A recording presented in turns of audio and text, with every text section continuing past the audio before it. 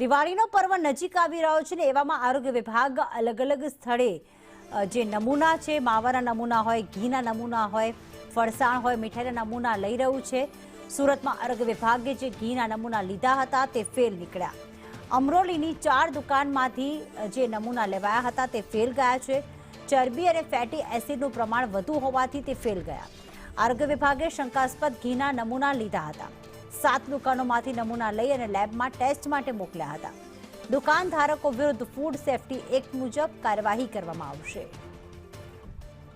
જયેન્દ્ર પાંડે અમારી સાથે જોડાઈ ગયા। જયેન્દ્ર, 7 દુકાનોમાંથી લીધેલા નમૂના અને એમાંથી જે 7 નમૂના લીધા હતા તમામ ફેલ નીકળ્યા છે। એમાં કયા પ્રકારના ખાદ્ય વસ્તુઓ હતી ને હવે દુકાનધારકો સામે શું કાર્યવાહી કરાશે?